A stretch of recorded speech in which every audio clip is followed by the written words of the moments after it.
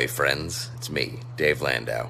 After a long night on stage, I like to kick back with a captain's hat and a fine cigar and watch the Dennis and Andy show.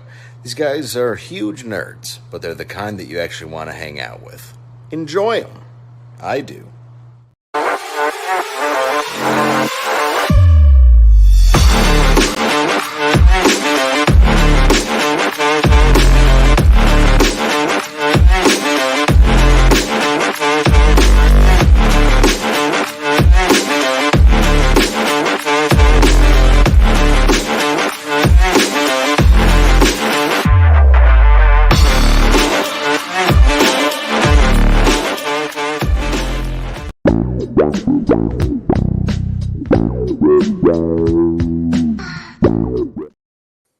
Hello, ahoy everyone. It is Wednesday. It is the Dennis and Andy show coming to you 2 hours early because that means my daughter works till 5 and I have to go pick her up. That's why.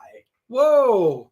Hopefully, if you guys are joining us, that means you did hit the subscribe and the bell notification so that on the rare times where we do go early or late, you know right when we're going live and you can join us. That's right. We rarely ever go late because some of us have to go to bed because we're old. And I'm the younger one. We try not to keep him up too long because he gets grouchy when he's up too long. So, you know. But anyhow, we do thank you for joining us. Next, over the weekend, we will drop a review of Ant-Man and the Wasp: Quantumania. We're checking that out on Saturday morning. So we'll drop a review for that for you guys. Let's see what else. Friday, are we doing that live Friday? We are. Friday, we're doing a stream with James Lee to talk about his project on Indiegogo. 4 p.m. The Steins. That's right. So you can join us at 4 p.m. for that. And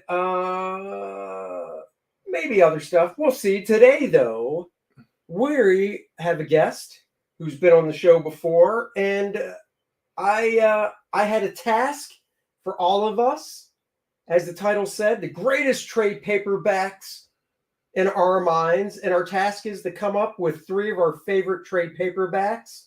As you can see, I have a lot to choose from. I can tell you so does he, and so does our guest. Let's say hi to people in the chat before we bring them in. Randy Howell, hello. How are you, Randy? Thank you for joining. Thank you for popping links. Always appreciated. There it is on Indiegogo, Kor-Drath, The Reckoning. Your Kickstarter type, that's cool. We got you covered. Head on over to Kickstarter. You can back it there as well. And you can read the first 8 pages of the book at Kor-Drath.com. Blackjack, hail to you. JP Roca, Texas Mofo. What is up? Everyone, Nicholas Gears in the house. Hello. Phantasmagorical. Hey, Love that name. I was a huge fan of the game Phantasmagoria. Oh, there you go. Didn't even know it was a game. Chris, hello. So let me just keep scrolling, make sure. I don't like leaving anybody out before we get started. I was going to say, just as an update, we are a mere $2,173 away from our $80,000 stretch goal between Kickstarter and Indiegogo. So we're almost there, which unlocks the awesome Lilith playable character card. Look at that, guys. See, we did have a method to our madness with the Kickstarter campaign. They merge. That's right. They merge like a man and a woman and create a baby. I don't understand. I thought it was all stork driven. I just kind of blew it. Larry. Hello, Larry. All right, guys. Our guest is Drew Geraci, who has his very own YouTube channel. I posted the link to, so go over, subscribe. Hello, hey guys, good to see you again as always. You too. Drew does if you haven't looked at Drew's channel, he does a very good job of dissecting storylines and things like that. Sometimes it might be a one-off comic or it might be a multi-part series, but he does a really good job dissecting it. He goes through the book page by page, showing the art and stuff. Very well done. And as a bonus, you never see him on camera. So I'm sorry for what we're doing to you today. Yeah, I got my big old pumpkin head. It kind of takes up That's space. Let me answer this. Chris says, Andy, are you going to the New Jersey show in June with EVS and folks? Yes, Dennis and I will both be there. So yes, we'll be up in New Jersey in June. Jersey. So there you go. Everything going good for you today, Drew? Actually, yeah, it's been a great week. It was last week sucked. I don't know why, but just how things get all wacky. Yeah, it's like a brand new week. It's wonderful. That's right. Yeah. So, I get it. The Steelers didn't make it to the big game. You were probably a little down in the dumps. It's okay. But you know what? I didn't mind that play, that controversial play that how San Francisco ended up winning. I thought it was legit, but there was a lot of pissed off Philly fans who just beat the shit out of people in the parking lot. But Philly fans are supposedly, allegedly, if you're at a game, they're real roughnecks. They're just like they get sloshed and beat. If they'd have won, they would have beat people up. Yep. Yeah. That's for sure. I mean, that's why you knew they were going to riot, regardless if they won or lost. It was riot time. It's Philly. Well, dude, before the game even started, did you see the video? They flipped the car. Yeah. Before the game started, really? on Sunday, they showed a bunch of Philadelphia fans in the street, just went up to some rando car, and a bunch of guys flipped it. It's like, dude, what the hell? That's wrong. The hell? Coming out waving a gun around, you flip my car like that. Yeah, exactly. It's not cool. It's not but cool. But this episode, you really tasked me. It's a real hard task whittling down collections to 3. I just have to let you know. It's trade paperbacks. It's not like I'm asking you to pick your 3 favorite comics out of your whole collection. We did 7, last month or a month and a half ago? And that was difficult. It was comics. Right. Wasn't that was difficult. Are you saying strictly trades or like hardcovers or other ones? Yeah, hardcover collections. Yeah. Okay. Yeah. Now, I might have to call foul if you pull up a Treasury edition. But we'll see. We'll see. It depends. I don't know. Well, if it's a Treasury edition that's brand new, like not a reprint of any sort, it doesn't count. Good. Trades and hardcovers are reprints. No, I get what you're saying. Hopefully, I agree. You made that clear. Dennis, we'll find out. Dennis, if you pull up a fucking book that's a hardcover or trade, and it's a brand new story, not a reprint. Yeah, it doesn't trade the balls. I'm telling you that right now. We are not Rochambeauing this live stream. See, as he loves vintage. Well, I'll go for it. Right? Well, I am more of a floppy guy. I prefer the original comics, but there are just good ones that you just have to have the original and a trade for. Mm-hmm. Well, fantastic. I know you made a video about Kor-Drath, and thank you very much for that. I saw it. Nice. Appreciate it. Yeah, definitely. All right, Drew, you're up first. So what's your tactic here? Are you going best to worst out of the 3, or are you going, how are you doing this? Are you counting down or counting up? I start with your worst. I think we should build up and save the best for last. There's a worst for the top 3 you like? No. I know, I'm being silly. Okay, well, if I have to pick out we'll say 3 and then 2 and then 1, okay? So this will be my number 3, which I have to unveil. We are not doing artist editions, even though those are reprinted stuff. Not everybody owns them. I know actually all 3 of us do, but I don't know if everybody owns enough to do. And they're not stories either. We're not doing artist stories. Yeah. Well, those things are so large and to hold up and stuff. Yeah. My arm can't hold them for that long. Well, I have to say. Shit! Now, which volume is that? And that is that starts with when the Deathstalker gets his comeuppance, the first Frank Miller issue, and it goes all the way to the end, issue 191. And, so is that like the omnibus? Yeah, and it's like Frank Miller and Klaus gets his due. Yeah. I've got the original. I've got the comics, but let's see the thickness of that. Yeah. Here we go. Yeah, see, I love trades like that. Something you can really sink your teeth into. Yeah, well, you know what? I mean, I told you I loved Daredevil from way back when, and some of the creators, it would go up and down, and sometimes they couldn't keep the same artist. But Klaus, as I mentioned in one of my videos, Yeah. he was Daredevil way before Frank Miller, because he inked Gil Kane, Carmen Infantino, Bob Brown, all these people years before. And this, they keep coming out with like different omnibuses of this stuff, but I have to stop because I already have I have a couple of trades from way back when, and then I have a couple the newer trades, and this just blew my mind because Daredevil was always kind of, I mean, it was great. I liked it, but man, Miller just took it to the next level to where you were at the end of the issue, you're like aching to read the next one, you know? I just realized that. What? Oh, Pastmaster Dan or Randy's like, I think you're far from the mic, and I realized I never brought it over to us. How's that? That should be better. We usually do our testing 1, 2, 3 and look, but we were busy chatting today, so we forgot some of our checklist setup. Let's see. Chris said, I owned a store for many years. I used to recommend the Golden Age with the caveat, if you didn't love it, I take it back. Never took one back. That's a very good store owner. That is. And hats off. You just can't go wrong with that stuff. Now, to the Daredevil stuff, dude, man, when that stuff came out and I was a kid, those first few issues were great. But I really liked it when Frank and Klaus were clicking to the point where Klaus even pared it down even more. Yeah. And then honestly, when Klaus took over as the artist with Frank just doing layouts and then Klaus just did it all and Frank was writing it, I was like, this stuff is fantastic. Yeah. Here's an example they had in the back.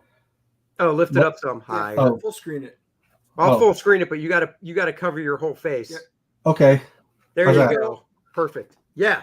Layout versus finished piece. Yeah, I mean that's like totally redrawn. Yeah. That's not even the same. I mean, it's barely the same angle. And this is not as easy to see, but here is. Oh, okay. This is one of my favorite pages ever because Klaus is using duotone, and he and like I said, look how basic the shapes are. You know. yeah. I don't know if you could. I'm trying to get this That one. almost makes me want to get the omnibus now because I've got the individual trades, volume 1, 2, 3, whatever, and they don't show that. Yeah. Okay. There we go. I'm going to get a little closer. Yeah, that's awesome. Okay, that's so different in so many ways, and Klaus did his own coloring too. You know. Oh yeah. And I loved how he always gave Daredevil like rim lighting. It was always like this yellow rim lighting at night. So this just blew my mind. That's freaking. That is a good one. Yeah. It was hard. I went on the caveat this episode is that I'm not going to show any Kirby because in my opinion, that it's like you could do 3,000 list of hit Kirby stuff. So I'm doing strictly non-Kirby stuff this week. So. Yeah, you know what? I don't have Kirby either, and I don't think Dennis does either. So I think, and I do have Kirby trade paperbacks and stuff, and I think that's probably why I stayed away. I was going to say I've had some in the probably top 5, but I didn't want to. With my list, I sat there and was going, all right, chances are everybody's going to have this or this. So I wanted to do something different that was still some of my favorite stuff, but maybe a little bit different. So I didn't bring any Kirby. All right, well, you're up, Dennis. That's so wild. I might surprise all of you. My number 3 is neither Marvel nor DC. Wow. What? What could it be? Kor-Drath isn't out yet. I know. You stole my line. For you to say that. You stole my line, dude. It's about half done now. First Man 1 and 2's not collected, so it can't be that because that's not out yet. I can't believe you said that. Cyberfrog? Oh. Although we did read that, and it's really good. Hold on. This can't be true. Are you serious? Raquel Welch died? Oh, I had no news updates this afternoon, so I did not see that. All right, Dennis, show your trade. I gotta see. All right, better full screen it. All right, I'll full screen. Yeah, hold on. Something completely different. The Boys. That's right. For those of you who may have collected the original Dynamite comics, and it isn't just because of the show. Garth Ennis wrote it. Garth Ennis is this was such a fun comic book. And then in the beginning, this collects the first trade. So it's like, I think 1 through 14. And Derek Robertson and Peter Schnetzberg. So hopefully I didn't butcher that. Snyberg. Yeah. Sny? I will say Sny. it is confirmed Raquel Welch has left the mortal coil known as Earth. She was 82. So, oh well. She's a babe. Thank you for letting us know. This is why we have really, really great fans, because they let us know the good, the bad, and the ugly. Now, some of the reasons why I like the trade is they actually have, I love it when they do sketch work and stuff in the back, and you get to see, the characters and what they're thinking. There's the Frenchman, love the Frenchman. They even have like sticky note and everything on it. And then, of course, besides the sketches, the other thing I liked about this, they even put in one of the scripts from one of the issues. And I love sitting there reading the scripts. You see that they do the script work. So all of this is in the back. But the art is really solid in this. As you can take a peek, this is a lot of fun. So, for those of you who aren't so sure, you're not familiar with the boys, I would recommend doing the comic books. It is different from the Amazon series. Yeah. The Amazon series is great for what it is. I thoroughly enjoy it. I actually love it, but it is different than this. And I really, really, really like what they did in this. So this is my dark horse one by Dynamite. Probably, I bet neither one of you guys are going to wind up having this, but this is a really good one. I've got the first 3. I only brought the one, and each one, collects about 14 issues. So, I've only read like a few issues of the boys. So, good stuff. Lake Kick says History of Craven Last Hunt, good one. Captain America Steranko run, very good. Too short. And Phoenix X-Men. Yeah, baby. That's what I'm talking about. Yeah, that is good stuff. There. Steranko I came so close to doing on, but we'll proceed. Okay. All right. Well, I guess it's my turn. I'll go with one that finally came out. I've been waiting for it to come out. Came out last year. Brings me back to my childhood. I feel bad because I have to do full. Oh, wait. I don't have to do full screen. Let me do this. Oh, look at that. I just make you smaller.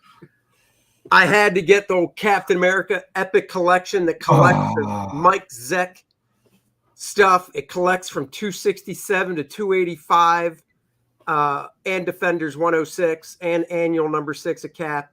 This was the Captain America that I fell in love with as a kid, starting with issue 275, so not far off. Yeah.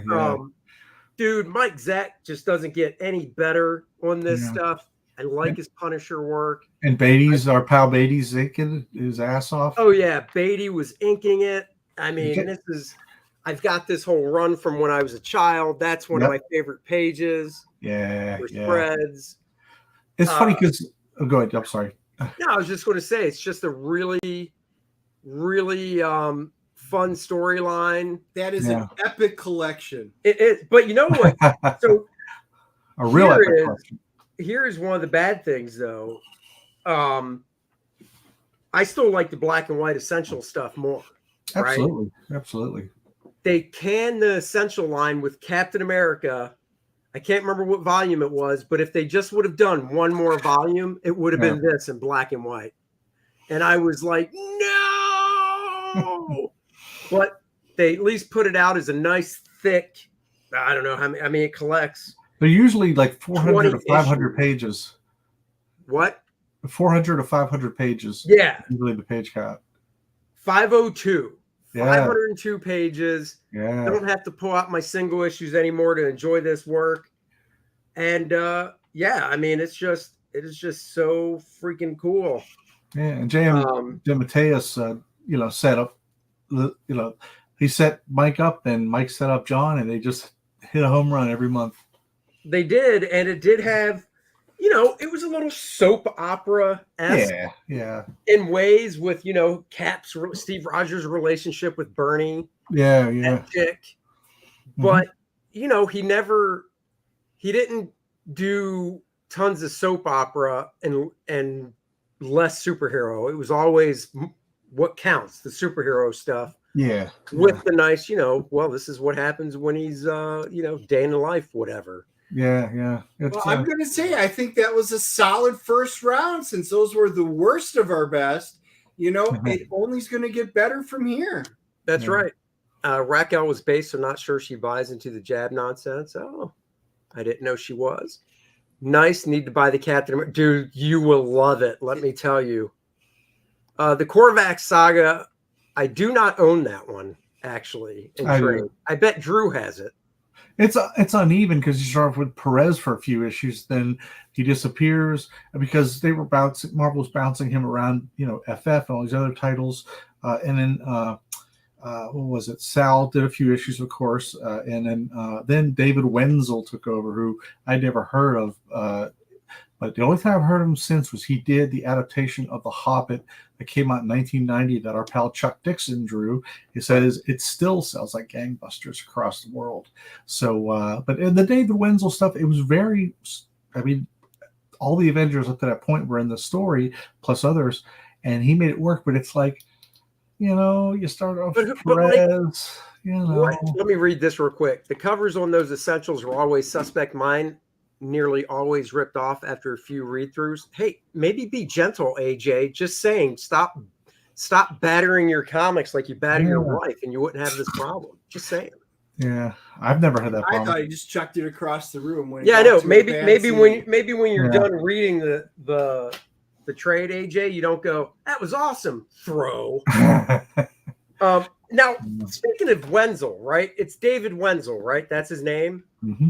The dude did what? Like, how many comics did that guy do? And then where'd he go? What happened? I guess I'd have to Wikipedia, but he did the rest of the Kor-Drath saga and then disappeared. I don't know what else he did. And I just saw 1990 he did the Hobbit adaptation that I told you about. And he was, the thing that helped is with Kor-Drath, he was a solid enough storyteller to make things work, but it wasn't sexy. It wasn't, you had Perez and you even had Byrne back then filling in for Perez. How great would that have been if Byrne even finished the story? So good story, just, a little tepid over time. But it's just, you got guys like the Wenzel guy and other artists who just like do a few things and that's it. I wonder if Wenzel, because, as your kid, when you're a kid and you buy this stuff, you're a kid, you get that Avengers, right? Yeah. Let's say it's one of John Byrne's issues. Mm-hmm. And you don't think, because you don't know that this guy that's drawing, because that was like 1976, wasn't it? Is only 26 years old, So you wonder, I wonder if Wenzel was a young guy too. And then he just was like, maybe they didn't hire him anymore or he moved on to better. I don't know. He probably would have animation make more money, which always pays better. AJ says, I only disrespect my old Quasar trades. Me too. That's funny. We have that in common. That's weird because none of my stuff is a trade paperback. So you're really beating the crap out of Capullo and Mike Hanley. That's because they've all been disrespected so much there's none in existence. There's two. There's two Quasar trades. Yeah, but it doesn't go up to when I started. Yeah. Which is when I started buying the book again. I've told Andy this from way back when.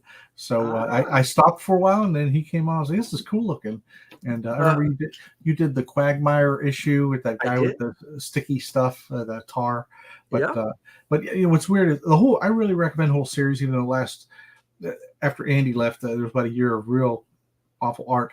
Mark Grunwald was a hard science fiction enthusiast, and he said that whole book was every Green Lantern story he ever wanted to tell. Yeah. So, and it's also similar powers. So it's like there were so many crazy things that he did, and it's real enjoyable, Lake Kick says, "Hey, Andy Smith art, does that Captain America Zek book have a reprint of the Deathlock 3-parter?" I got to look. I don't think it does. I think it stops right before that. I do have that Deathlock as a mini trade paperback. So they actually put that 3-parter out. Well, also there was an epic that came after that one. So if Oh yeah, I think it might be in there. Yeah, it's definitely in there. I didn't get it because this was basically the bulk of the Zek stuff. I might have to look for that one though. Mm-hmm. So somebody also notes that Dave Wenzel was born in 1950, so he was like a 25-year-old guy when he drew that stuff. Huh. $2 super chat from Nicholas Gear. Thank you very much. Favorite Superman trades for each of you? We will keep that on tap. I got to think about it, but we'll definitely answer that question before the show's over. I can tell you, I don't mind saying I don't have a Superman trade in my stack of 3. I love Superman. I love Superman. I just didn't pull one, but I'll give that some thought. We'll answer that question for you in a little bit. Yeah, I have an answer already, but I'll tell you later. Oh, you can tell us now. I just got to think about it. Superman for All Seasons by Loeb and Sale. That's a good one. I have it. That is a good one. That's beautiful. It's beautiful art. It's a good story. It really does a nice job of representing Superman. Like the farm, the farm belt and all that stuff. Okay, here's my second one. Oh, I'm gonna say mine's World of Krypton. Okay. Wow, we actually want a book with Superman in it, though. Well, here's one right here. Swan. Darwin Cook, man. Oh, hold on. Let's full screen that. Okay. I got you. That is. You know what? I have that.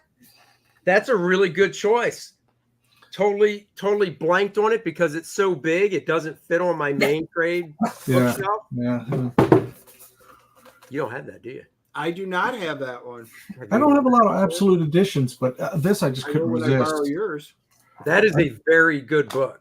Yeah, and you know what? I didn't know really anything about Darwin before all this stuff, and he's just, Challengers of the Unknown. He's doing it like it's an old, black and white newsreel.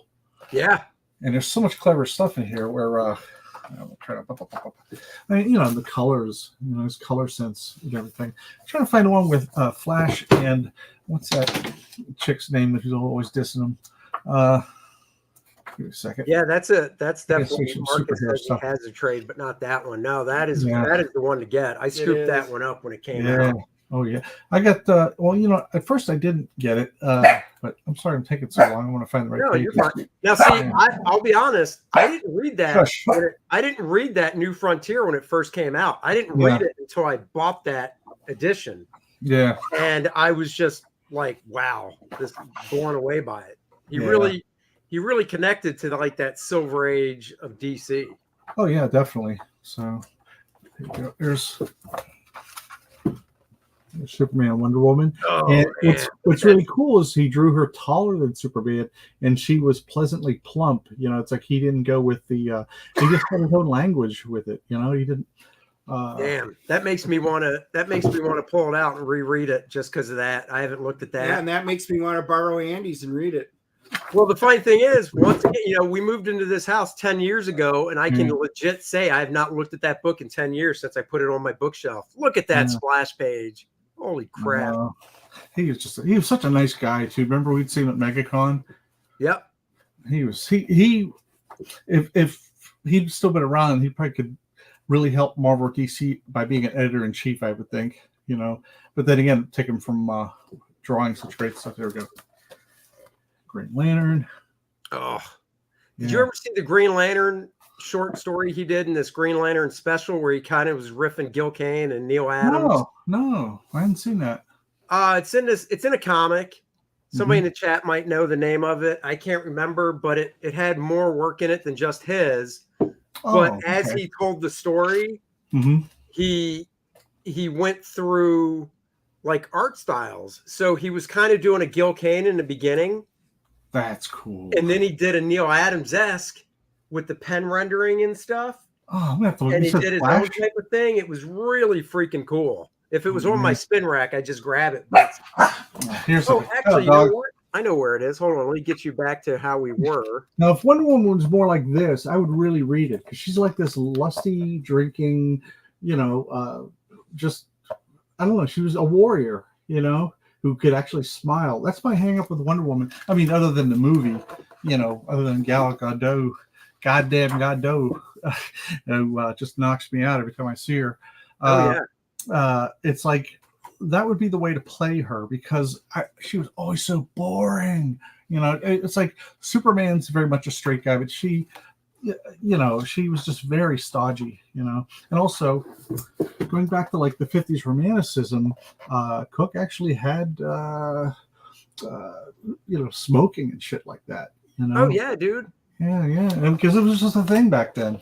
There was another panel I can't find where Carol Ferris, she's riding the car with Hal Jordan, and she has a cigarette, but she also has one of those wraps around her head, like with a drop top car. It's very early 60s. Oh, she was. Oh my God, what is that stupid thing called? Yeah, I don't know. It's not a babushka.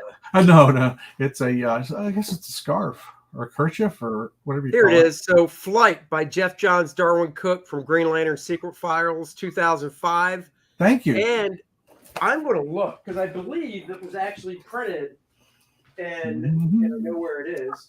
Thank God. In Green Lantern's Greatest Stories or whatever trade paperback. I gotta write that down at Secret Files. Thank you so much for the suggestion. I didn't know it existed. I mean, Randy, he knows this stuff. Yep. So Here it here is. I'm gonna do this real quick. This is what I like about doing the story stuff. It's also reprinted in this book if you're into the trade, Drew. Green Lantern's Greatest Tales or whatever. The greatest stories ever told. Yeah. I'll show you a little bit of what I was talking about. Yeah. That's in great. The story. Yeah, it's just like it's so weird. It's like to the uninformed, his stuff is so, they would think, oh wow, how freaking cool is that, man? And the colors too, because it's not easy to put red and green in a panel without making it look like Christmas. It just has its own thing. It's Dave Stewart, and Dave Stewart just knows what's going on with colors. Yeah. I'm trying to find an example of like the Gil Kane I was telling you about. Yeah. Blackjack goes, look at Andy flexing his bookshelf. There you go. Look at that. Look at that last panel right there, Drew, with Hal looking at the girl. That is so Gil Kane. Oh yeah. That's cool. I love it. So yeah, I would definitely I definitely recommend this. And then you want to see the little Neil Adams-esque I was talking about. Look at that face of Hal right there looking down. Oh my God. I've never seen him do that. Man. Oh man. That's so cool. So yeah, I'm gonna get that. I recommend that. Yeah, definitely. Highly. Yeah. Okay, what's your second, guys? All right, Teen Titans Judas Contract. Oh yeah, that is a good one. I have that one. I just got it. Yeah, that was a game changer. My bookshelf. It's flexing because of the weight of the books on it. They are bending. I will say that. Those poor shelves. Oh yeah, old romance stuff. That's so funny. I'm gonna get some wood cut to make one of my shelves stop from bowing because it's about to collapse. Oh man, no! You know what I do? I actually went through and the shelves that you can actually move. Yeah, I flipped them upside down, so the bow would hopefully, it'll rework itself out. And our buddies at Pop XP say I could be a hand model. Boy, thank you so much. Oh, you could have been in Zoolander. Yeah. Actually, my wife was for Antiques Roadshow. They showed somebody getting stuff out of a, packing peanuts and stuff like that. And it was her because she knew what the thing they pulled out was. It was like awesome. some old, China or something like that. I do call Andy Jamie Pruitt. So hopefully, maybe you guys picked up on that. Maybe. No. What's your second one, Dennis? Mine is not a big surprise. It's a DC one. It's one of the things that actually, I was debating between Daredevil and I was wondering if Drew was going to do it, and he did. And then I decided to go with Batman, of course, the Dark Knight Returns, Frank Miller, Klaus Janson. I mean, this is what got me back into Batman. I mean, when this came out, this was breaking. This is probably in most people's real top 3, top 5. I mean, it's a classic story. The trade I do like because in the back it talks about the collected edition. And again, it goes through and it just shows, some of the. I love being able to talk when they go through the acts and they list it, but there's so much about the grittiness and everything in here. I mean, almost everybody who's in this probably owns the originals, if not the trades, and it's a classic. Yeah. I almost didn't. I wanted to bring something different, but honestly, I knew I was going to bring Frank Miller in, and it was between Daredevil and this. So I went with this because I wanted one Marvel, one DC, and one indie. And I mean, you just can't go wrong with this. This is what got me into Batman and kept me into Batman for many, many, many years afterwards. So with me, groundbreaking. Well, we probably. I mean, did you also read it real time when it came out, like me and Andy probably did? Yeah. Oh, I remember when that came out. I remember the wait between issues. Yes. I've got. I don't know if I have that trade paperback. I think I do have that one. I still have the original ones I bought as a kid. Yep, me too. I've got a trade paperback. I don't know if it's the first trade paperback or that one, but then DC put out the oversized black and white edition of it. Yeah, so I had to buy that because that is just freaking awesome. Yeah, that's. I remember. I think of my second year at the Art Institute of Pittsburgh. There was a store down. Well, Ide's comic shop. If anyone knows Pittsburgh, it's like the greatest shop since 1972. I would go there. It was just like a couple blocks away from where the Art Institute was. So I would go over there, and I was kind of tight on a budget. But when Dark Knight came out, I would long bus ride. It'd be like a hour-long bus ride. And and you're in the bus and you're reading this incredible thing, and you almost want to stand up and show it like a pamphlet, like it'd be like one again crazy guys who yells at you or something like, "This is great comics," that Read kind of this. stuff. Hey, by the way, did you see this question for you? No, but I'll what's it like? I mean, I'll probably like it. I like Collector's Comics Library. You can get a lot of good information. But thank you. And then AJ also says, I have about 6 different versions of that, Dennis. I bet you do. Dude, that's like Dan Fraga. That is one of Dan Fraga's favorite all-time books. And he says whenever he sees it, he buys it when a new version comes out, just to have all the different versions. Well, Batman Killing Joke for a while there, I had, they have 13 printings. I gave up actually after a while because I really did like that. And for the Phoenix Saga stuff, it doesn't matter what format they put it out in. I have it. I keep getting it. Do I need it? My wife's literally like, seriously, you own it so many times. Do you really need another one? And that's the big question. Need, want? No, it's more of a need. Yeah, it's compulsory. Well, I'm like that with Iron Man, with Bob Layton's Iron Man. Both are you really? First one. Yeah, very much so. I have the first. Now I have those original issues. I bought them as a kid, but I've got the trade paperback. Shush, Sonny, shush. See. I think I have it. Yeah, I'm pretty sure I've got the trade paperback that has the cool Bill Sienkiewicz cover. It was like the first collection they ever did. I got it too. Yeah, that's a great one. Yeah. He also did the cover to the first trade paperback of The Death of Phoenix, didn't he? Sienkiewicz, remember? It was kind of purple. Yeah, I used to have that one. He did. He did painted covers, yeah. Yeah, I used to have it. I think Dennis stole it from me because, he comes over here. I turn my back for a second. He pilfers my studio. He's it's like he's in San Francisco going into a CVS. He just takes whatever he wants. And I got my calculator. I'm like, that's under $1,999. I can do it, and Andy can't do nothing. That's right. I can't prosecute him or anything. And I can't even shoot him. I was going to take his Superman. He's got his Hot Toy sideshow sitting right here. Yeah, that would be kind of cool to have in my room. So just saying, if it's just suddenly gone, don't know where it went. All right, you bastard. So we do all 2 of us? I mean, it's Andy's time, right? Yeah, it's Andy. Okay. He's debating. He's got a choice of 2, and he's just sitting here hemming and hawing as to which one. Just pick one then. Fine. Mine is, and I know neither one of you guys picked this. I don't even think Dennis owns this because he has no taste.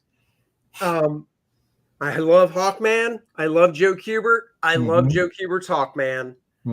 This trade paperback collects all the Brave and the Bold stuff by Gardner Fox and Joe.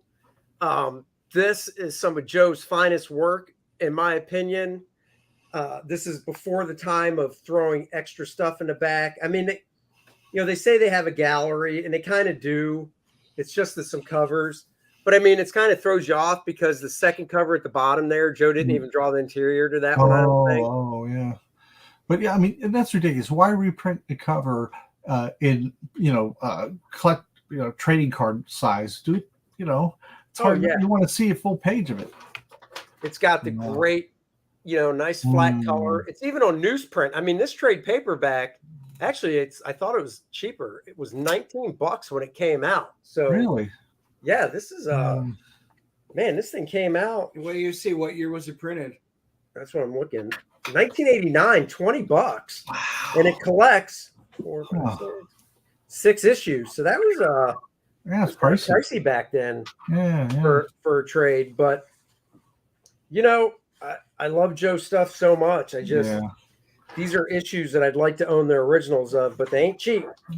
He's someone I only appreciated later in life. At first, I was very much the Marvel house style, zombie for years. Then as I got older, That splash page. I think if Kubert hadn't drawn that, I don't know if Hawkman would have lasted long as a feature. It might have just been like a 2-off character because he just really brought a lot of that primitive, muscular feel to it. Of course I'm a sword, but I can't say that yet. Oh, look at Marcus showing off. I have it signed by Joe and Julie. Sure. Of course he does. Well, good for you. Wait, Marcus, I thought you got rid of all your books. So I'm confused. Did you keep them or did you just keep your trades? Now I want to know. Now look at that. AJ, I don't have that one. I don't know if we can be friends anymore, AJ. It collects. Especially from a guy whose literal icon there is Hawkman. Wow, so disappointed. AJ, I don't know if we can hang out with you at Heroes now. I know. It collects Brave and the Bold 34 through 36 and 42 through 44. But I also own the showcase edition that, it's 500 pages that collects all this in black and white, plus a ton of Murphy Anderson stuff as well. So this is, if you can find it on eBay, I have no idea what this thing goes for, if it's cheaper or probably because the newsprint that's probably lessened because people want pristine. So no, but you don't understand. Some of this stuff could, maybe somebody in the chat look it up on eBay. Some of these older trades go for a lot because they're same thing, low print run. That's a good point because the trades weren't a thing yet. It wasn't. It was 1989. Very few things got reprinted. Yeah, by the big two at all. With the soft cover for 1895 or 1899. Was it 19 even? No, 1995. Round up. This 20 soft cover book, 1989, $20. That's very pricey. Yeah, it is. Yeah.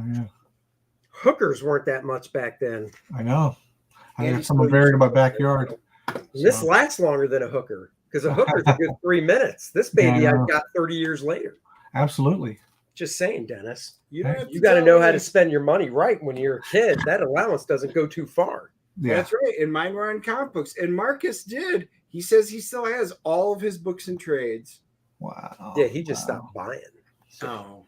Yeah, I still have all my essentials and my the showcase, the black and whites, and I have a huge stack of short boxes around the corner.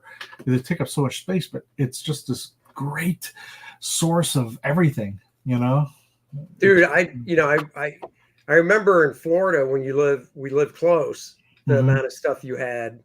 Yeah, and just seeing like. You showed before the stream the Avengers Kree Skrull Gallery Edition, which there's got to be stuff in the back of that, right? I can do a real quickie. Yeah, let's see. Okay. Before we go to the third one, I just got it in the mail today. It's one of those gallery editions, and it's $40, and it's not bad. I mean, and it starts off with Sal, of course, and then you get it to Neil. This is the main reason I bought it is you'll probably figure it out in a few seconds. Now, does that start with the very beginning of it with the Sal Buscema issue? Yeah. But this is the one. I mean, oh yeah, and it's like his Vision's head is actually larger than a human head. I mean, on this print, it's hard to tell from this, but close to my head anyway. But anyway, in the back there is stuff. So, well, they have some of the previous recolored covers. Cool. That was one of the new. I don't know. Neil did that. Oh, that was the interior page. That's right. It was the last page of an interior issue of an issue. It has some of the 1982. They did those Baxter paper reprints. Walt Simonson did some filler pages to kind of. So are the filler pages separate in the back? Like, hey, here's the filler stuff. Yeah. Because all they are really is they're just like, what happened last? Because they didn't start this Kree-Skrull war with the first Sal Buscema stuff. They went right to Neil Adams for 2 issues. That's because they just want to capitalize on Adams. So that was I think a Bob Budiansky cover inked by Palmer. And there's a name you don't hear much. Is there a Bella Luna wants to know if there's a Captain Marvel story by Jim Starlin in a book or no? No, that's much later. This is Captain Marvel does have a this is Simonson and Palmer. Yeah, wow. But this is Captain Marvel does have a major part to play in this. There's also some originals. That's what I meant. So it has that. Damn it! Now I might have to buy that because it's got that extra shit in the back. I knew you were gonna say that. God damn! See. That's how the company sucked me in. Today at the comic shop, I bought Batman Spawn. Look at that. That is gorgeous. That just came out a few months ago, but they just released the new Batman Spawn in black and white, so I had to buy it. Yeah. Oh, yeah. I'm the same way. Oh, there we go. Oh, that is so. I might have to buy it unless Dennis wants to buy it for me. Yeah. Christmas is around the corner. It's only 11. And a half hours. For the amount of pain you're putting me through drawing Kor-Drath with the scenes you're writing. Oh my God, you're still complaining. I hear complaints every week. Oh my God, it took me 10 hours to do this. How much shit can you put in one panel? And I'm like, not enough. Mm-hmm. Just saying, Dennis. That's what a real friend would do. Mm-hmm. What's this? I'm reading some more comics. DC did one too. Secret Origins of the DC Superheroes. I have that one. You're not talking that size, but I've got the regular size. AJ, you have any of those unwrapped DC collections? Oh, AJ, I've got 1, 2, 3, 4, 5, 6 of them. The Jim Lee Justice League, Jim Lee Batman Hush, Andy Kubert Batman, Andy Kubert Flashpoint, Dave Finch something, Greg Capullo Batman, and I even have the Ultimates 3 by Joe Madureira hardcover that was reproduced just from his pencils. See, Hush, as another well. Good one. So yes, I do. Yes, I do. Wow, look at that. We all complain. Well, Dennis doesn't. Actually, they didn't hear me complaining. They heard you complaining. You shut your mouth. They literally do. This is the internet. They can play it back and literally hear you complaining live. Oh, can they? See, just like that. Yep. Show them. You gonna do the baby one? No. Oh. Should I go to my third one? Yes, you we should. are on to you. Let's see what your top pick is. This is a late, what do they call late entry? That's exactly it. Because I had another couple omnibuses. I was going to get the Simonson Thor, like you mentioned, but I just got this. Okay. The Steve Ditko. Oh, hold on. Hold on. Hold on. I got to close something. Here we go. Oh, yeah. Now, reproduced from originals. You know whose originals those are reproduced from? Yeah, right? Sheldon Drum. That's right. Yeah. And it has a nice texture on it, too. Like I don't know what you call it. But I just bought this, and I just got blown away with it. And also, the colors are supposed to be true to the printing process. Like it's actual pulp paper that they used at the time. And it's it's great to see the size, just to see all the little Ditko stuff in there. And I mean, Ditko I didn't appreciate as a kid, of course, because when he came back, he was kind of his stuff was a little simpler. But I was just, I was a snob. If it wasn't Neil Adams or Jack Kirby, I didn't care. So I was trying to find one with the Vulture. Yeah, but I mean, So they have the ads. Bella Luna says, I hate you, and you have everything. I don't have everything. I don't have Dennis's love or respect. Never get that. Now they get that plus. Now, how many issues does that thing cover again? It covers like 16 of them plus the first annual. So let me try. I'm with you. When I was a kid, I wasn't a big Steve Ditko guy. I still prefer John Romita Sr. Spider-Man over Ditko, but I can look at Ditko stuff now with a new eye for it and be like, man, that is really cool shit. I mean, actually, I didn't really know much of Kirby either. I just know I liked these old stories, and the stories kept running forward. It's like you couldn't put them down, so. I guess that after all these years, I came to the realization that I do like Steve Ditko. What Chris wants to know, what's the actual, like the Spidey book? What I'm trying to remember, what company put it out again? Passion. Hold on a second. It's TA. There we go. Yeah, hold it up again for these guys. Oh yeah, that splash page, dude. Yep, that's the annual with all those splash pages. Yeah. It is. So it's Passion. The book is huge. I mean, look how big that thing is. What's the going price for that sucker? I don't remember. It started at $200, but you get it for 150 on Amazon, believe it or not. So I don't know if it's like the shitty economy or what, but they've lowered the price. Here we go. Oh my gosh. Oh yeah. Yeah. Which was they reused that for the little trade paperbacks. Those little what do they call those? Those little paperbacks that were the size of a small paperback. Yeah. That was the cover for one of them. So, but this is a late entry, and I was like, there's a Kirby one that my cousin has that's awesome too, but it's like I've just never really had. I'm jumping around. I'm going back. Yeah, go ahead. I also have the omnibus Marvel put out 20 years ago that reprints every single Stan Lee, Steve Ditko issue up to issue 38, and then the two annuals between 1,000 pages between two covers. Well, I know that they announced they're doing didn't they announce they're doing an X-Men one, or are we just imagining that? Because I know that's the one we were talking to Shelton a couple of weeks ago about it, and we were in a shop, and he said, because he knows I'm a big X-Men fan, he goes, you keep asking me, he goes, it's official, they are going to be doing an X-Men one. And I was like, really? Because, again, I can't get enough of that. However, he said, they have not specifically asked me for my X-Men, so we do not know whose X-Men, if it'll be Shelton's or if it'll be somebody else's. We do not know. But, yes, they are. Now, other books, I don't know if you've gotten them, any of them, Drew, that are coming out in really nice formats. Have you seen the Penguin ones that are coming out that reprint Black Panther, Captain America, and Spider-Man hardcover with the gold leaf?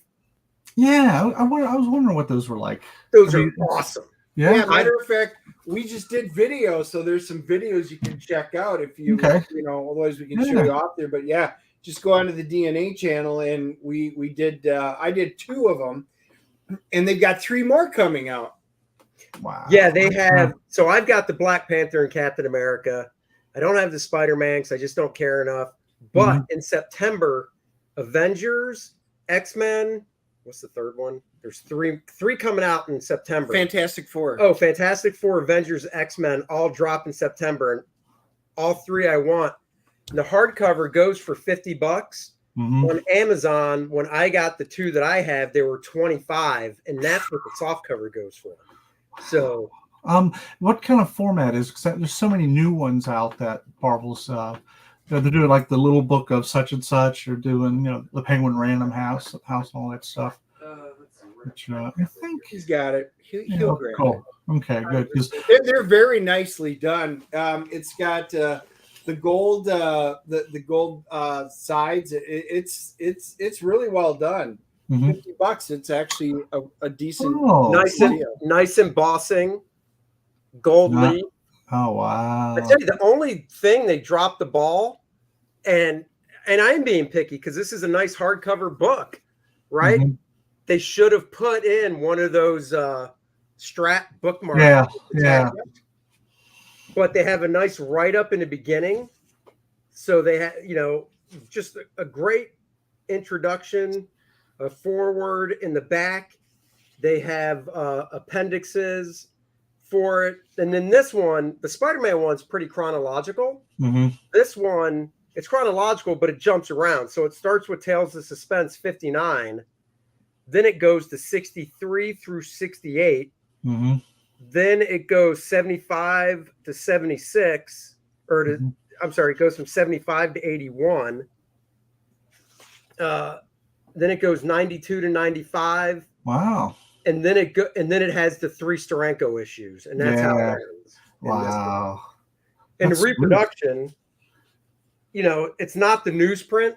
It's just really bright white paper, but with the original coloring. Well, that's okay. You know, that's beautiful. That's great. So yeah, these are well worth it. I can't wait for the Avengers one, because the Avengers one jumps around too. So it has Jack Kirby, Don Heck, and then Buscema. Yeah, that's cool. The X-Men one jumps around pretty good, and the Fantastic Four, I think, is pretty early, just straightforward. It's got a run, and then it skips some, and then it's got another run because it brings. Yeah, so they're all good. They're all worth the money. Mm-hmm. Was that your third one, Andy? No. I was just showing that because we brought it up. Hold on. AJ had a question too. Okay. Question for the panel: what is the most prized collected edition each of you own? I'll have to give that some thought. When I answer about the Superman trade as well. But no, Dennis is up with his number 3. Well, it's a biggie. This might be, I mean, I don't even know if this counts. So it counts. Oh my God. It collects literally years. Oh, so you mean literally what Drew's first one was? Oh, you had no problem with Daredevil. Wow, you're an ex-racist. That's what you are. Whoa, I am an ex-racist. I never was one. Those filthy mutants. I'm thinking about bringing my Marvel Masterworks, you know, because I really loved the Masterworks when they came out. The way everything was that was in it. But this is the omnibus. Mm-hmm. This one, it collects everything from Giant Size #1 all the way through issue 131. I wish they would have done it differently. I wish they would have done it from Giant Size through 137, because at least that would be the death of Phoenix. I'm not quite sure unless they really have a limit, a limited number of pages. Yeah. But it's massive. In the back, it actually has, you know, some of the covers and prints. That is probably my favorite run in all comic books. You saw me take this from Dennis and start flipping through it. He has, I don't even want to hold it up. He has a tissue. I do. That's what I use for bookmarks. And it's gooey. I would never do that. God, I know you like Jean Grey, but God, he even has a bookmark on a page where she's being held by the beast. I've got multiple pages bookmarked. How creepy is that? I mean, it can only be so strong. Sure. So long. DNA. So I have that too, and I love it. That is disgusting. No, because I don't have any good. I'm not using metal bookmarks in here and stuff like that. Yeah. So if you just take a tissue or a square of TP or something like that, that makes really nice. It doesn't affect the paper. Mm-hmm. It doesn't damage your book at all. So yes, I have multiple pages because I have different bookmarks and stuff in here. The storylines that they have in here, like, you know, the Sentinels. Gotta love the Sentinels. I bought that off the newsstand. I tripped out. I missed the new X-Men until that issue. I'd only see the reprints like a year prior, and that was my first new X-Men where they're having Christmas and the Sentinels come. My mind was blown. I was like, who are all these people? They're so cool. You know, Cochran was at his peak with him and Granger. And of course, for me, the start of it all, the classic Jean Grey coming up out of the ocean as Phoenix. It's weird when he opened to that page, you heard this little. as they pulled apart. It was kind of gross. I don't know if Yeah. the mic picked it up, but I heard it. You hear a lot of shit. But I know what you're saying about the omnibus, because it ends at 131, and the seeds were planted a few issues prior with that Jason Weingard, who was the also mastermind who was manipulating Jean when she become the Phoenix. Yeah, oh, that's a great one too. And plus, they have all the X-Mails that are in there. love Another that. thing that I loved reading. So yeah, you've got the X-Mails in each of the issues that are in it. I mean, for me, this is just hands down my favorite. You know, it's funny. It's 2023, and if you go to a girls' swim team, you'll find some X-males on the swim team. You will. Ah, Right? yeah. That is Magneto. I mean, that is just That's this is perfection. just great stuff. Marcus Yeah. wants to know, Dennis, did you like Byrne or Cockrum better? What child are you ditching? What Sophie's choice will you make? I will do the same thing I do to both of my children. Mhm. I like you them both. equally. Wow. Exactly. Love. It's just like. Yeah, yeah. You know what? That's I'm telling you, there is no wrong answer in that period. Even the original X-Men, even 1 through 93, even with the reprints and stuff, I enjoyed it. There wasn't a bad issue in there. There were some you just that weren't. They didn't have any big characters or anything in it, but everything up through it. And then you got Days of Future Past, 141, 142. And then you've got Kitty Pryde and Christmas in 143, where she's left alone. I mean, that is just classic stuff. I have other omnibuses, and I've got, like I said, all of them in like the different Marvel Masterworks, but those were all done really beautifully too. But this one just has bang for the buck. It just has so much more in one. Oh yeah, I love this. Well, I have to say one caveat though is Granger and some others inked the original run, and then when Cockrum came back, Rubenstein inked it, and I love Rubenstein on everything, but I thought he diffused some of the hard blacks that Dave Cockrum would put on his pages. I mean, I loved Rubenstein on Byrne and all this other stuff on Captain America and such, but that was kind of a mix mash for me. And really, see, I liked. I wasn't a big fan of what Granger did over Dave. I liked it when Dave inked himself. Yeah. There was that one issue, 105, that Bob Layton inked. I thought was cool. Mhm. And Drew, little bone to pick, by the way. How dare you besmirch Fire Lord like you did on one of your videos, you son of a bitch. Yep. I love Fire Lord. I love Fire Lord too. One of my favorite characters. I've got his first appearance in really nice shape. I've got another issue that's in shit shape on my spin rack. I love that issue that Bob inked over Dave Cockrum. How dare you besmirch Fire Lord? Good Lord. Oh dear. This will be our last conversation ever.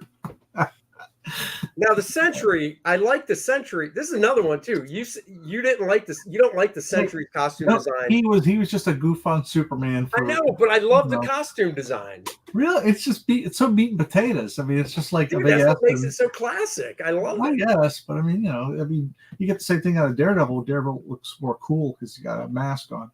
But it's also based on when it was. Daredevil was awesome because of the timing when it came out. Even I didn't mind the classic yellow, the original and stuff. But the red just boom. I mean, fantastic. So speaking of meat and potatoes, Andy, what's your final meat and potato book that you couldn't decide on? Right here. I'll give you a hint. It's a showcase. So it's in black and white. So I can love the art the way it should be. And it is one of my favorite characters. Can I guess? Yeah, you can guess. Jonah Hex? No. Are you? Oh, that's a good guess. Are you on drugs? No. Green Lantern Showcase, Volume 5, all the Neil Adams stuff. I love Green Lantern. I love Neil Adams. Having a big phone. I've got all the original issues, but having this, it's got Dick Giordano Green Lantern stories that were in the Flash. It's got Dick Dillon stories that were reprinted in the Flash, inked by Dick Giordano. Terry Austin did some inks on those backup stories. The Neil Adams stuff. I just love this book. it's like an artist edition before artist editions, and it was affordable. It's like you could learn so much from those essentials. That's why I got pissed off when they discontinued them. The essentials / showcase. Because I mean, like I had an assistant in last 2 years before CrossGen, and I did a Green Lantern half an issue over Dougie Braithwaite, and it wasn't a good match for me. I wasn't quite. I'm taking the hit for this, but there was a background with some space, and my assistant, it just said stars, so I handed him like the essential X-Men, one of the eras where Byrne and Austin did it, and he just did a great job on the background. So it was like, it's like you learn from that shit, you know? Yeah. You know? I mean, these are still first issue that Neil ever did. Oh He yeah. painted himself. These are still two of my favorite pages. The first page, Yeah, and then just the figure of him flying in on that second page. This is, I mean, issue 76 is my favorite one. Yeah, because he painted himself. And so the art, you know, you learn. It's like you're seeing his actual art there. And the stories by Denny O'Neil were a little. Yeah. It's 1970, so it's kind of like, oh look, here's a Jesus-looking character, and and you know, a little foo-foo. The John Stewart story was real good though, and introduced him. Definitely. So that, you know, picking 3 was definitely tough. Yeah. I had to go with that. JP says Green Lantern, yes. O'Neil and Adams, no. No, Green Lantern and Adams, you can dump. Like Denny wrote great stuff throughout his career, Batman, stuff like that. I don't love the stories, but I love the art. What's funny is I have the Baxter paper issues that reprinted around 1984, and Denny O'Neil. What's interesting is Denny O'Neil was exclusive Marvel guy at the time. They allowed him to do the foreword for the first of the miniseries that reprinted those issues, and he said, looking back, he was terribly embarrassed about how ham-handed he was in his stories. You know, so he's at least he was honest about it, because. You know, I mean, they do get preachy, and then like each issue they had to deal with, you know, the population explosion, blah blah blah blah. And it was like, you know, it was so, but the art is so breathtaking, you don't care, you know. You know, one of the things I was thinking about when Andy had asked about this, you know, said, "Hey, here's a cool idea." I started thinking about, well, what were some of my favorite books? But I was like, or runs, but not everything's in trade paperback. So like Shogun Warriors, that awesome 20-issue series that they did. I want that. As far as I know, and you guys correct me if it's out there, I don't think they've ever done that. Rom Space Knight, 75 issues and a couple of annuals, that's never been collected. I'm a huge Robotech fan. The original Robotech stuff, I don't think ever was collected. I'm not sure about Akira either. They, I know Titan did their new Robotech, their redo. But I'm talking the classic stuff. These are all things that I'm really surprised. If there is one, let me know. But I haven't seen them on if there. those idiots at Parker Brothers do the gold mine they were sitting on, they would do like 3 or 4 Romnibuses, and they would sell like that, and they'd have a second printing in no time, because Bill Manilow, he was so entrenched in the Marvel Universe, and he entrenched it in the other stories he did that were not Marvel Universe oriented. So Marvel can't reprint it, Parker Brothers can't. But they would make a fortune. I have every issue of that, but I will swear to God I would buy them all over. Same here. I own every issue, multiples of some, especially the X-Men #1, because they appeared in like issue 17. And the stories were great. And if they put that out as an omnibus or even in 2 different ones, because, you know, 75, that's a lot of book, I would buy it. I mean, in a heartbeat. Oh, yeah. Pastmaster Dan says, only suggestion, but using clear separators on the spinner rack will help the book stand better, and you can see the cover. I mean, I'm looking at my spinner rack, and I've got comics bent over and stuff because I shoved so many in. That's part of the charm of the spinner rack, guys. Yeah, see? That's right. That's what you're supposed to do. Any book's worth any salt on my spinner rack, I've got 2 copies of, just so one of my very first Spider-Man books ever. So Ramita with Jim Mooney finishes. Beautiful stuff. So, let's see.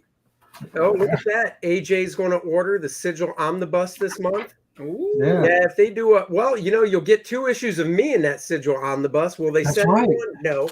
Well, No. wait a second. Is it collecting the whole? Is I- that Central Omnibus collecting the whole run? I'm not sure. I think it is actually. Oh, then my 2 issues will be in it. Because I was listening to Chuck's, Ask Chuck Dixon episode, and he said he's in the book. He wrote half the books, and he's not on the, listed on the Amazon, thing, which is weird because they've been giving Chuck a lot of love lately because they're doing his Moon Knight finally in omnibus form with Sal Velluto. I'm like, yeah, finally. I wanted to buy. See, I have this rule. I should every time I complete a run of books from back issues, they come out with a reprint. It's almost like a magic thing. It's like I hate that. So I just held out. It's like I want to get all those, Mark Spector Moon Knights, but they finally have an omnibus coming out, and he's credited, and that's Marcus, who's Marvel is. Marvel owns all the cross-gen stuff, so they're actually putting out a sigil omnibus. I'm assuming they'll see how well it does, and if it does well, they'll throw out the other ones because there's roughly only 35, 36 issues of every book. Yeah, maybe a little more in some of the books. So here's the hope, and we get that first omnibus. So I've got a big chunk inside of it. Not that I'm expecting to get a free one or anything. You know what I'm amazed about is there are so many people that have fond memories of cross-gen books. And some of them I think are like more than, or maybe they read them later. I'm like, where were you guys when we were doing this shit? It's like we were kicking the major fucking ass. But apparently a lot more people read our stuff than diamond in their sales figures. You know how they go. Yeah, they try to keep us out of the previews section. Remember that? Oh yeah. We had enough books out that we could actually get a section of previews cross-gen, but the DC and Marvel said, nope, not having that. Yeah. So Chris says, do we prefer traditional paper art or digital, and why? Right now on Kor-Drath, because they both have their pluses and minuses. On Kor-Drath, I'm doing the whole book, traditional, no digital at all. On First Man, I drew the pages digital, then I printed them out full size on Bristol and non-photo blue and did the inking traditional. I do prefer traditional in regards to inking all the way. Sure. I like having originals, and I just like it better. So that's what I say. Yeah. I'm actually I can't say it, but I may be inking a graphic novel for a smaller press company, and which is fine because I've just been anxious for something regular. Anyway, also I'm doing a webtoons. I'm planning to do a webtoons story for Chuck Dixon's Arkhaven comics, and that's going to be I'll draw it and scan it, and it'll be digital. So, but ultimately, he had a bunch of these Arktoons that came out in a big collected, anthology, and so maybe that'll end up there. So that's cool.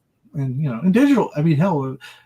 I prefer the books, but I can read digital if I can't get a hold of the physical thing. Or some of the Arktoons are really good, like My Sister Suprema. Have you seen that one? Yeah, it's the one where the girl gets superpowers, but she wants nothing to do with it. And her geeky younger brother's telling her how to be a superheroine. It's hilarious. So a lot of good stuff. When it comes to reading stuff, I still prefer reading print and holding the book. I mean, if the only way is digital, then I'll do it. But I'm a paper kind of guy. I will open it up, especially old ones. If I go to a show and buy some old ones, open them up, smell that paper. You got to love that acidic smell it goes in there. I just love it. However, if I'm traveling, when I go on long vacations or whatever, I can download a bunch of the comic books digitally right onto my tablet and take them with me. And it's just one device there. Read them in the car. If we're in a hotel room, I don't bother anybody with the lights. I can just sit there and read it. It's got its pluses, but if I have a choice, I'll read paper every time. Well, one thing you mentioned, it makes a lot of sense, is when it comes to reprints, I have to have the physical. But in digital, the new stuff, I'll read digitally, Right. So, I mean, I like digital Penthouse because it's a lot easier to wipe a screen clean. You got to get one of those sneeze guards that they used to have at salad bars. You know what I mean? What was that, Drew? I'm sorry. I said to get one of those like sneeze guards that they have at the salad bars, you know. Oh, there you go. I wouldn't call it a sneeze. And then when it runs down, and you have a little, you kind of let it collect in this one area and then throw it away, like a gutter at the bottom. Exactly. Nice and easy. Hose it down. This went horribly wrong. I bought Hush on Kindle, and it was a mistake. Yeah, I like comics on paper and stuff. Like I've said before, I'm now more into collecting stuff that is either a full run. Before we went live, I was telling Drew I just got Black Goliath #1 in really nice shape, and I have #5 because it's cover dated November, and then it's issue 5, November 5th. That's my birthday. That's why I bought it. And then I realized, oh my God, it's only a 5-issue run, so I'm going to buy 2, 3, and 4. But I will tell you guys something I just did get off eBay. It hasn't showed up yet, but I'll do an unboxing. I got a 13-issue run, a complete run, 13 issues from 1990. Marvel Comics. Hold on to your pants, Drew, because you're going to want this. NFL Super Pro. Get out of here. I had to get it. Jose Delbo started as the artist, and I had Jose as the teacher. Yeah. Oh, you did? Yep. I like the way the NFL Super Pro costume looks. Yeah, yeah. And then Herb Trimp took over the book after Jose left, and I got to meet Herb and have a nice conversation with him. It's only 13 issues, 12 plus a square-bound special edition that Joe Jusko painted the cover for. So I was like, you know what? I found it pretty cheap, and now I'm going to get the whole run. Jose Delbo is one of those guys that kind of fell down the memory hole because, he's great. He's solid. Did so much stuff for DC in the 70s. He did. Oh, yeah. Sometimes he would do random. He would do like even Jonah Hex. Then he would go to, Secret Society of Supervillains. Like they just kind of threw everything at him, and he made it work. Dude, Jose had a long run on Wonder Woman. Exactly. Yeah. And it was nice looking stuff. He did work on the Superman daily strip towards its end. Oh yeah, which was good stuff. Newspaper. He was part of the Filipino invasion, right? Jose? I don't think so. Was he? I thought he was like I think Jose and all those other guys. No, Jose's from Brazil, I think. Oh, but I mean, I don't mean. Did he get on the? Did he teach through Sergio? Did Sergio recommend him to go to school or what? No, Jose was my teacher when I went to the Kubert School. Oh, okay. He was there already. He taught Sergio, I believe. He was still teaching there I think he was still teaching there when Sergio went. I don't remember when Jose retired, but I had Jose as a first-year student. He was fantastic. Oops, sorry. I loved having him as a teacher. I loved having him just as much as I love looking at Kor-Drath The Reckoning. That's right, guys. Kor-Drath The Reckoning. This episode brought to you by Kor-Drath The Reckoning. Now available at your local Indiegogo and Kickstarter stores. See what I did there? It's like CVS. I did. Yeah, I caught that. Yeah, you got to work it in. Kickstarter's doing great. We're at $1,850 on Kickstarter. If you haven't backed it on Indiegogo yet, head to Kickstarter, back it there. Or you can just go to Indiegogo and back it there. Guys, we are very close to the $80,000. What is that? I ordered mine. There you go. Thank you very much. Yeah. We are very close to the next stretch goal of 80,000, which gets everybody the beautiful. Let me find it here. Beautiful Lilith character card. She's a playable character that unlocks at 80,000. Everybody already gets the Kor-Drath playable character card, the Adriana one. Everybody gets a copy of the 7x10 mini print of the map, which map of the Shattered Reach. That's right. Oh, it's right here. Everybody gets the map of the Shattered Reach as well.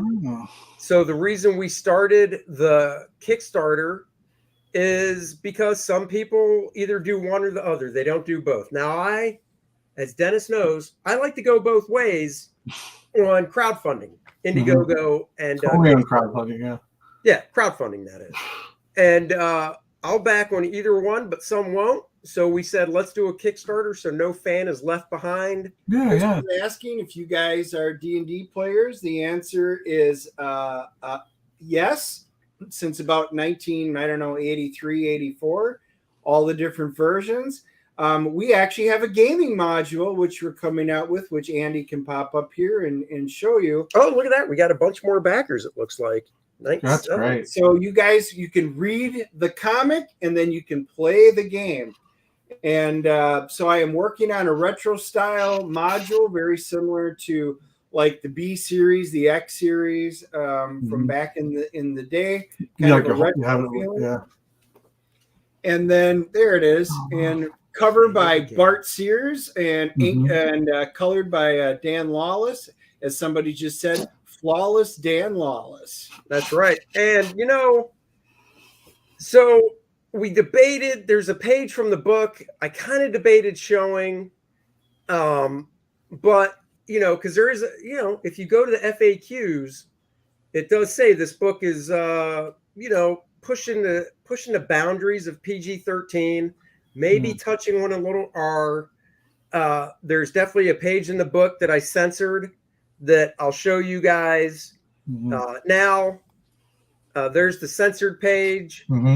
We've always said Kor-Drath and Adriana are more than friends. Yeah. It's a nice touching page. Well, I mean, it's we're all adults here. I mean, just because when I drew that page, I got a little giddy and chuckled to myself as I was drawing it. The funny doesn't make it weird. We did say, we were just talking about it this week. Somebody had asked, and I was like, I want it where a high schooler could take it into school and be able to read it in front of their teacher and not get kicked out of class, sent to the principal's office. Yeah, I am old. So you guys were asking earlier. So I literally, just before I came over here on the DNA channel, I posted a full review of EZD20 role-playing system, and the one that I've decided to go forward with is the index card role-playing game, the ICRPG. I'm doing full reviews on them. I did some quick flips this morning on them. It all boiled down to Hasbro / Wizards of the Coast OpenGL debacle, pissing off all the fans, realizing that we can't trust them coming forward. Yeah. So it'll be easy enough to convert into whatever edition, first, second, third, fourth, fifth that you're playing, Paizo. And it'll be mainly story driven, but that will be the module. Will work in, and the storyline will tie in very closely with the comic book. So you can buy one or the other, but the full experience is going to be having both of them, even if you don't role play. You put a lot of work in that. Wow. Oh, yeah. AJ says, have you seen the level of violence in this, Dennis? Of course he has. I hope so. And I keep going, more. Randy says, wait, that was Adriana and not Lilith pulling a fast one? Oh, no. You got to read the book and find out, I guess. Right. I would say keep pushing the envelope if you want, because this is a cruder time. It's barbaric. It's early. It's, people have basic needs, whether it's food, sex, or, treasure. And what is it? The 3 meals of the day. And so I don't have a problem with that. No, it's like a cross and a vampire. I got Garlic. We talk role play, but I'm also doing the virtual role playing stuff. I am going to make him role play through this module when it's all done. Where'd he go? He's actually going to have to roll dice. It's going to be funny. Yeah. Keep the Star Trek stuff out of my funny book, Dennis. It's not in it. Don't worry. If I ever saw that, I would red line it right up. That's why I knew if we went with a barbarian book, he couldn't pull that shit because there's no technology like that back then. That's right. He just hits it and goes up. Well, the other thing is you guys really have been messaging me, and it'll be after this project is over with. But you guys wanted to know about the Shattered Reach. Will I do a role-playing book with Kor-Drath moving forward? I got licensing for the ICRPG to use all the game mechanics and everything. I have to build my magic system works different from scratch. But yes, that will be a long-term project. I will be making a role-playing game based off of this world. It's true. And you never know what we do with that. Is there a tribe of Vulcans in the book? No, this book is cool, Randy. Whoa, there's an implication that Vulcans aren't cool. They're cool and logical. AJ's fixated on me. Yes, don't get him started. Busting your balls. I know. Drew, we got to get going. Thank you for joining us. After hang back, don't sign off after Okay. Also, if people want to, I do commissions. I was going to say commissions or pencil and ink commissions. You get me through Facebook right now. I'm updating my website. Going slow as molasses, but that'll be a place to go. But for right now, I'm doing Facebook for commission. Just message me. Very good. I think you have a few novels too, don't you? I have. I just so happen to have 3 of them right here. Oh my God! Look at that. He's got 3 of them, no less. Yeah, they came out. They're Amazon exclusive, and I've gotten some nice reviews from no less than Chuck Dixon, who says terse and funny shotgun prose. So that's all you need to know. And the first 2 chapters are previewed on Amazon, so you don't have to buy anything, even if you don't like it. But you'll like it. You will. And subscribe to Drew's channel. Go check it out. He does really have a fun channel. Thank you. Like learning about past storylines and stuff that you might have forgotten about or never knew about in the first place, like me. And you might find some books he goes over that you're like, I got to go buy that, like I did with a couple that he reviewed. So, and it's all great Silver Age, Bronze Age stuff. So go check out his channel. We'll be back on Friday at 4 p.m. with James Lee to talk about his project. Dennis, give his project a shout out. Yep. Steins, it looks really cool. Vampires. If you like vampires, you are definitely want to join us this Friday. 4 o'clock, and we'll drop a review of Ant-Man and the Wasp: Quantumania over the weekend after we see it. We're looking forward to Saturday morning, so sometime after that. That's right. And then we'll be back on Friday. So until then, everybody have a great rest of your day. Bye-bye. All right. See everybody. Talk.